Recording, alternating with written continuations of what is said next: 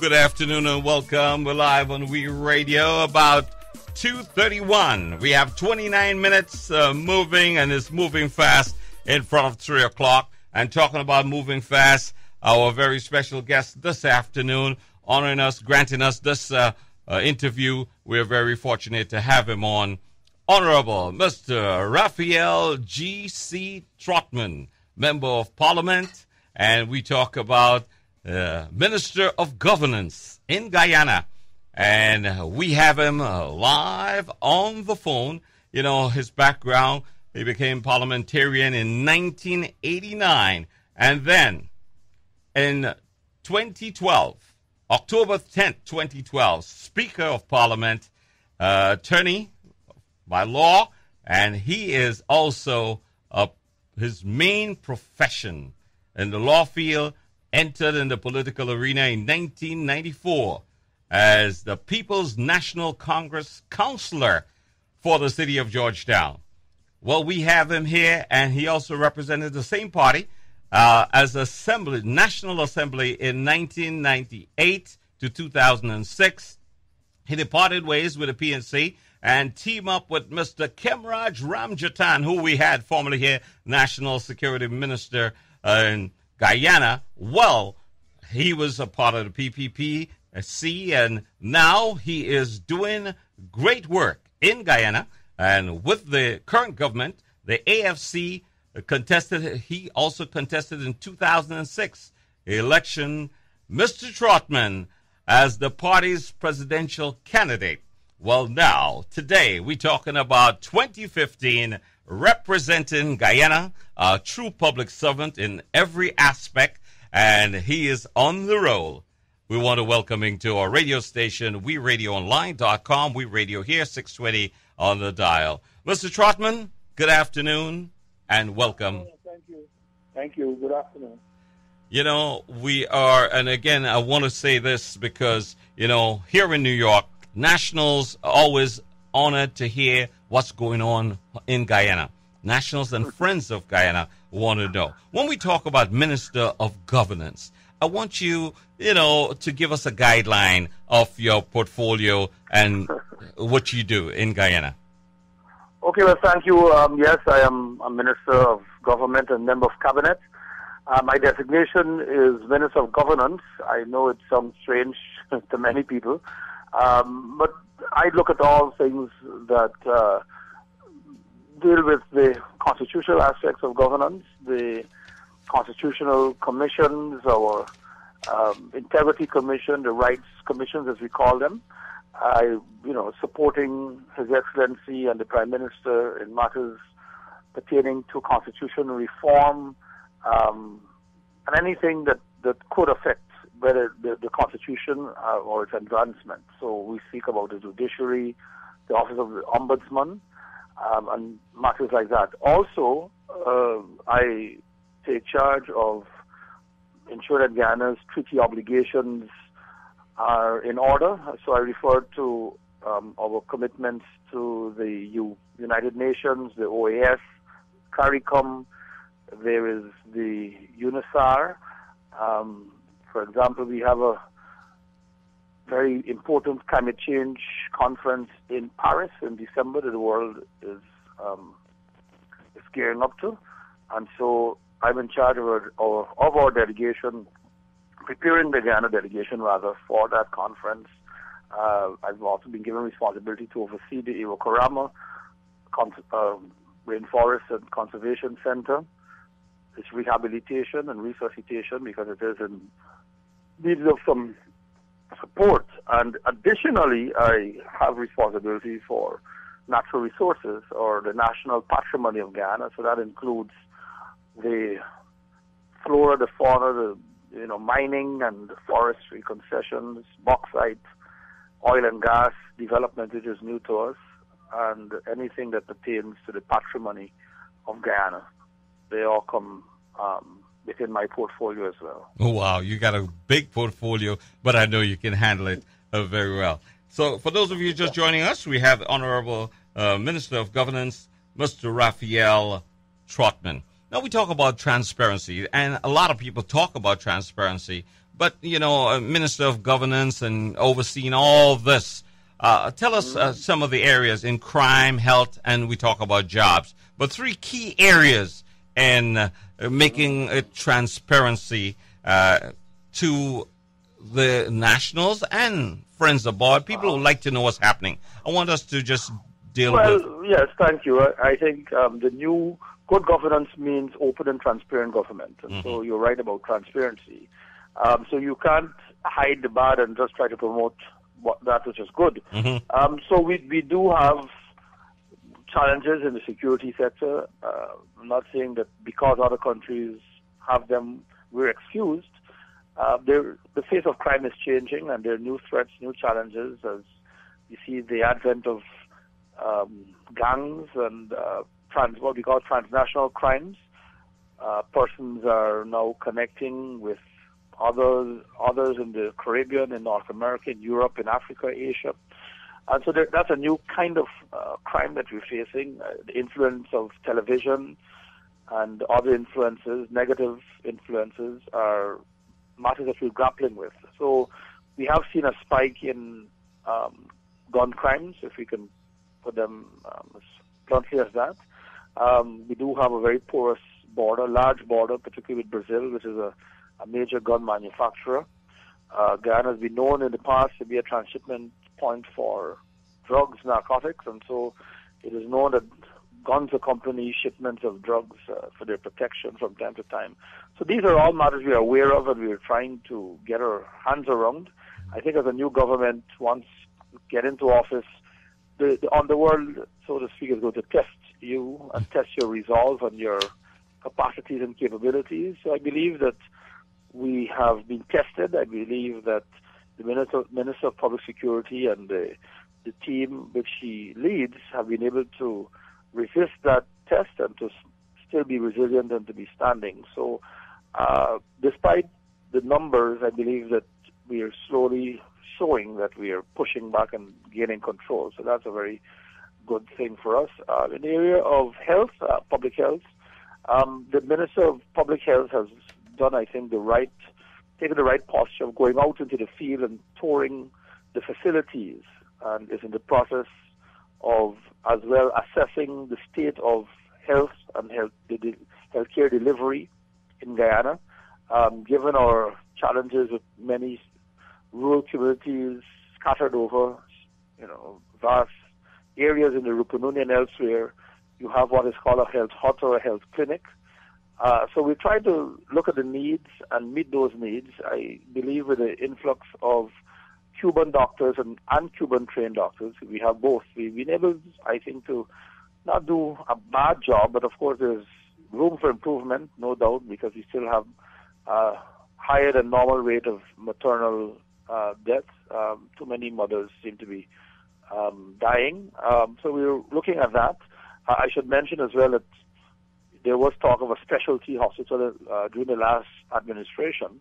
This administration feels that before we can go to a specialty hospital, we first have to fix our primary health care services and bring those up to an acceptable, internationally acceptable level before we can look to specialize and have persons coming from abroad to have surgery, corrective, or even cosmetic performed in Guyana. If we can't have a mother delivering her child at a public facility and having that birth be a normal, healthy birth, then we're not ready to go into specialization. And so we're not against specialization with specialty hospitals and so forth, but we believe that we've got to first bring our primary health care services up to at least a regionally acceptable standard. So we're working on that. And so far as jobs are concerned, well, we did see a downturn in the economy since 2013. It continued into 2014 and 2015. But now that we've passed the budget just 2 weeks ago, at the end of August, we believe that we started to see signs of a revival, of a waking up of the economy, so to speak. On Tuesday, we will have what is known as the first pour, the Aurora Gold Mines, which is a Canadian mine. They're going to be averaging about 500,000 ounces of gold a year. They're actually going to commence operations on Tuesday. So the president and others will be in attendance. That's in Region 1 of Guyana. So there'll be a ceremony there. Officials are coming from Canada for that. So we're seeing jobs being opened up in the construction sector because there are many civil works projects that are going to be undertaken, and ads are out in the papers for tenders. In mining and in industry, we're gearing up, of course, for oil and gas exploration and eventually production. So we're starting to prepare the labor force for those eventualities as well. So we're not there yet, but the process is ongoing. Okay. Well, as you kind of segue into the oil and gas, I want to just run with that. Exxon Oil USA, they say estimate about 80 billion will generate in oil fine in Guyana. I want you to elaborate on the oil revenues for Guyana, and then we're going to talk about possibility of a flat tax for Guyana and how we trickle down for jobs and expansion and growth. Well, okay, I think all Guyanese and those who have an interest in Guyana have known that they have a high potential for hydrocarbons, to use a more official term, but for oil and for even natural gas. Given our location relative to Brazil, to Trinidad and to Venezuela, and even Suriname and French Guiana have found deposits. So it was really a matter not of if but of when. The recent find in May of this year by ExxonMobil of what they call a large well. We won't want to speculate as to how large, but ExxonMobil has found a large well in deep sea, which is about 120 miles off the coast of Guyana, in about 5,000 plus meters of water, which is pretty deep. The well is sufficiently large to have attracted their attention. Their two vice presidents have visited of Exxon, Exxon is the largest company in the world. Many people don't know that. But two vice presidents were here recently, and a number of other officials, which tells us that this find is extremely large. I should add as well that in 2000, the U.S. Department of Energy had done a seismic survey of Guyana and had determined that the potential for the second largest reserves in the world lie in what they refer to as the Guyana Basin, but that basin will include parts of Suriname and even to French Guiana. So we believe that there's enough oil in the Guyana Basin to satisfy our commercial needs for many decades to come. The question now is, how can we extract it? Oil is a very expensive, exploration is a very expensive venture, and with the lower and low costs per barrel recently, it's not as attractive, but we're very enthused by the fact that Exxon is prepared to proceed despite the low cost of per barrel recently. So we are quite enthused about the discovery, and needless to say, we have received and continue to receive many offers of interest by other companies out of the UK and Asia and so forth that want to re-engage in the oil and gas sector in Guyana, and we are processing these. Oh, well, I tell you, it looks a bright prospect, bright future for Guyana. Despite, I mean, imagine 20 years ago discovering this kind of oil in Guyana. But anyway, we moving forward in terms of oil revenues and possibility flat tax or tax for the business sector.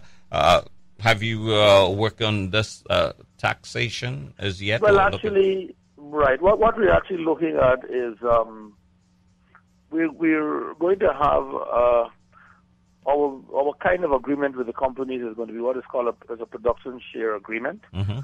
So we're not going to tax the revenue, but we're going to take a percentage of every barrel pumped rather than a flat tax.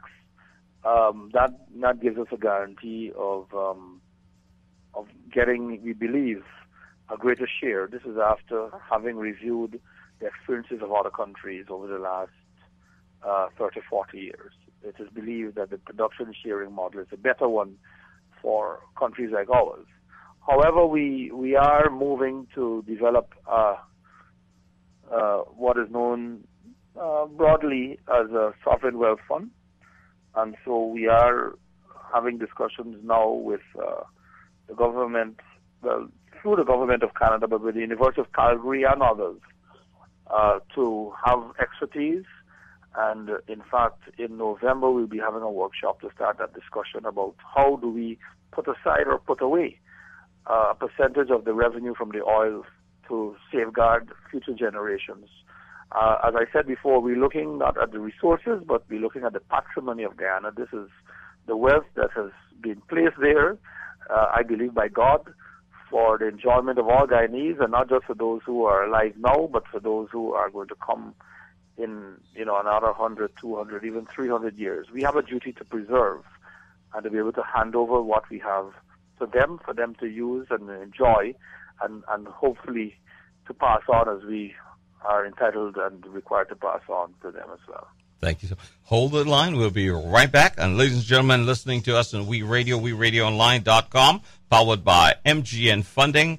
We're talking to Minister of Governance, the Hon.Mr. Raphael Trotman, live from Guyana. And in just a moment, we come back and we talk about National Unity Talks.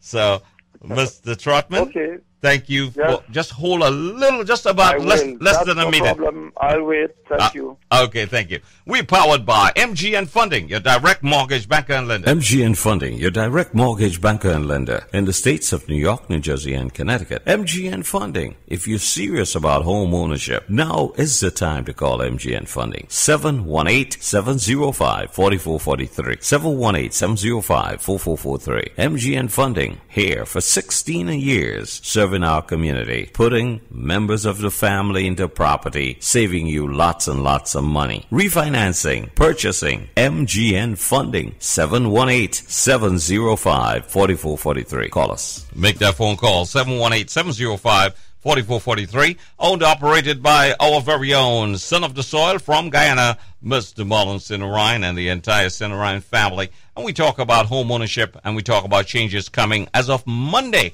there'll be a lot of changes in the guideline for purchasing property. Don't forget, make that phone call now, 718-705-4443, 718-705-4443. Accustomed to your home in Guyana and Trinidad and back in the Caribbean, now you can get your own home right here in New York. Make that phone call now, 718-705-4443, and a company that understands the community. All right, let's get back to our discussion. We're talking to a Minister of Governance from Guyana, the Hon.Mr. Raphael Trotman, and we're going to talk about, including the National Unity Talks, APNU, AFC. We talk about Alliance for Change. We talk about coming together.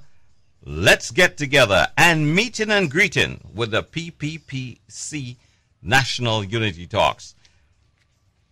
We talk about, Mr. Trotman, you're with us? Yes, I'm here. Okay, thank you. All right. So I want you to enlighten us, if you will, about how we go in with National Unity Talk. It seems to me that's the hot topic right now. Yeah, national unity has been as elusive as finding oil. But you found out, I mustn't say now that you found oil, maybe we could get to some National Unity Talk. It means that it's a good sign that Yes. it's time for us to settle down. Yes, I think. Next year we celebrate 50 years as an independent nation. Mm-hmm. But if we were to be honest with ourselves, we've got to admit that we have not done very much with what was handed over to us. And we are way behind where we ought to have been. And if I could just use what I think is a safe comparison. In 1965, Singapore got its independence. Their GDP per person was just over $500. We got our independence a year later, or less than a year after theirs in May of 1966. They were in August of 1965. But our GDP at the time was just over 300. So in other words, our economies were relatively of the same size. Today, Singapore's their GDP is pushing towards $50,000 per person, U.S. that is, and ours is about nearing 4,000.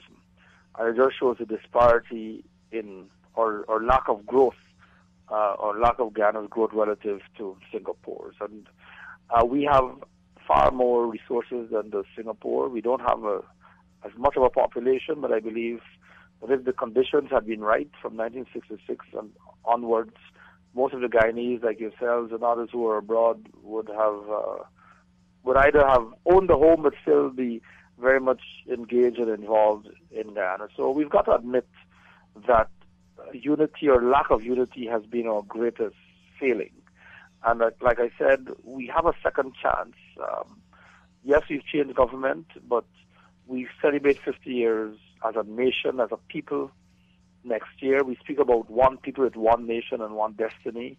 But I think it's a grand opportunity that is presented for us to do some introspection, to concede and to admit, at least that's my view, that we have not handled our business in the proper way. So I'm all for unity talks. I know some people believe that there should be a one-party government. That's, I think, maybe a bit too idealistic at this stage. But certainly I believe that we can agree on, I believe, what are some fundamentals in terms of how the economy is managed, in terms of how we handle our resources, in terms of how our education policies are going to proceed, and even the jobs. You just have to choose about 4 or 5 matters on which we can agree to take the nation together with. There is a government and there is an opposition, and I think that governments need strong opposition, so it is to keep them in check and to ensure that they perform. And so there's nothing stopping us, I think, now from actually sitting down and working out some fundamentals upon which the modern state of Ghana will rest, bearing in mind where it is not after 50 years. So this is the mindset behind the President's recent invitation to the opposition for us to begin talks.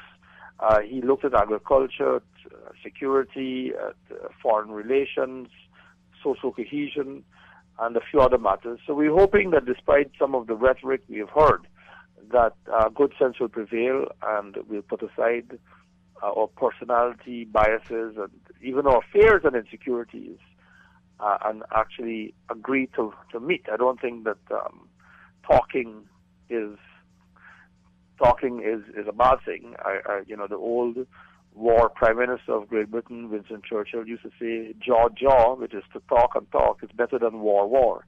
So out of talking, you get at least to understand each other's concerns a little better. You get to know the person and why they do and say certain things, and I think you're further down the road at solving problems if you talk rather than not talk at all. Well, Minister of Governance and governing in that aspect and getting things together, I think that's a step in the right direction. Through dialogue, you definitely could bring about positive change in the community, and that's the way to go. What's the response so far from PPP, Civic, or from other members of Parliament? Well, it has been, I would say, lukewarm. There hasn't been an outright rejection, which I think is a positive sign. So I think I'll dwell on the positives. There has not been an outright rejection, and so that is very encouraging. There has been some concern expressed about the composition of the team, but I think that both sides have a right to put up who they want. And it shouldn't be that we have to hide, because the minute I start by objecting to the presence of certain persons, it means that I'm not really getting to the heart of the matter, because it means that there are people who I have a problem with, but by their exclusion, it means that I am delaying or deferring dealing with the problem. So we are waiting on the opposition to formally respond. The leader of the opposition, Mr. Jagdeo, did indicate that he wanted some time to respond to the president. And also, and again, another positive, he did say that when it came to matters of foreign affairs, particularly dealing with our borders, and so the PPP is resolutely in line with the government. And so we do have a platform upon which we can build. So the signs are good. Early days yet. We're just a few weeks, 3 months into the term of a 5-year government. So time has not escaped us, but of course every day is precious, and so we're hoping that before the end of the month we can actually define how we'll talk and what about, and the general parameters of those discussions. Well, I think in the interest of time, as you said, time is running so far. You gave us a half an hour. So just before we wrap up, I want you to reach out to nationals and friends of Guyana, all in the diaspora, all over listening to us now on We Radio, and things that you will like them to know about Guyana. So this is your platform now. Well, again, to just say thank you for having me for these few precious minutes on radio. So to the Guyanese diaspora and to Caribbeans, I know that Labor Day was just celebrated, so I joined with you in that celebration, even though I wasn't there physically. I know that you start to see the signs of autumn, and then, of course, it may be a bad winter, but your beautiful, warm Guyana awaits you. We're preparing for our Jubilee anniversary, 50 years as an independent country next year.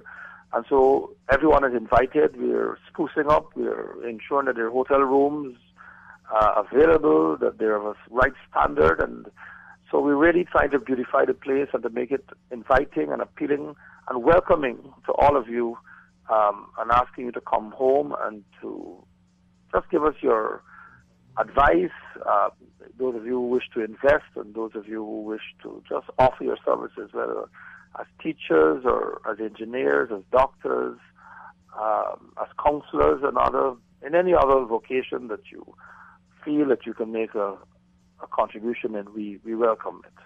And we thank you so much, and thank you very much. An open invitation to be back with us, and anytime you're in the New York area, we'll love to have you real live and living color.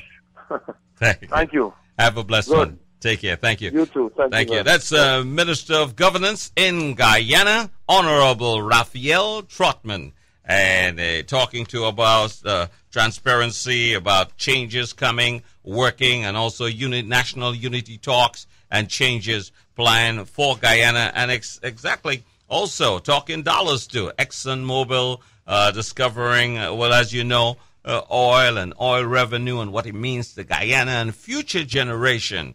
Yet the unborn, an opportunity for Guyana. So all in all, the future looks good, but we got to work together on both sides of the aisle and build a better Guyana. National unity.